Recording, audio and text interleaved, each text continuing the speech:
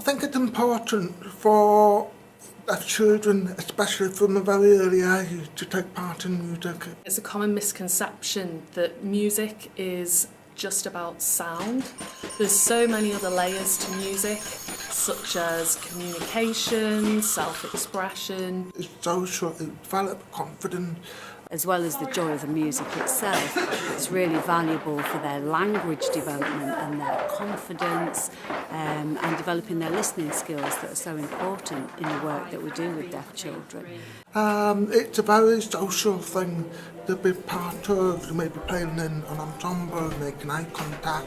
Music is something that you can feel with so much more than your ears, and the results and the things that we've got from some of the children involved today show that. I think it's important that they have equal access to having that experience, that potentially transformative experience. If their hearing peers have the right to access music, it should be their right too, and that they should be able to have the choice just like everybody else did. It's really important that they do that with their peers, which is absolutely possible and wonderful when they do it. The fact that many deaf children have been excluded from music in school shows that expectations are not as high as they should be.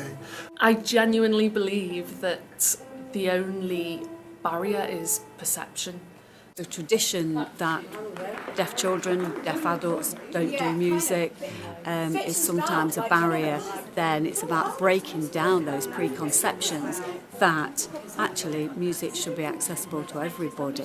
That is a big barrier if they don't see music being made by deaf musicians, and they don't see how they can be part of the process. What had been my biggest barrier, more so than music, is the social attitude to letting me involved in music. There are a lot of obstacles, mainly possibly due to lack of understanding, a lack of opportunities. For some peripatetic teachers, there might be a fear of generally not knowing how to approach teaching with deaf children. It's often something that is seen as beyond their grasp, and so they may be excluded from the experience either by hearing peers or teachers that may not realise that they can access music. Music is a very universal thing that can be enjoyed by anyone.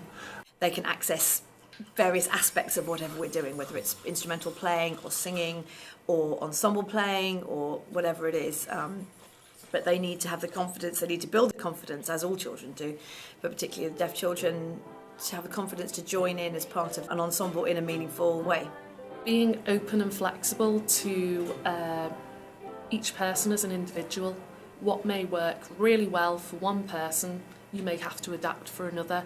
So it's having that ability to think on the spot and challenge yourself as well. It's making sure that teachers have got the confidence to work with deaf children to provide those opportunities. Though there might be bursaries here or opportunities there or charities here, it's not always that clear to families who are wanting to explore those opportunities for their children. As long as we continue to challenge those perceptions, we're going to make headway. One of the deaf children involved in the project today came up and said to us that music is his passion and it makes him so happy. And that's the case for lots of children. They shouldn't be excluded from musical experiences that they can also gain a lot of enjoyment from.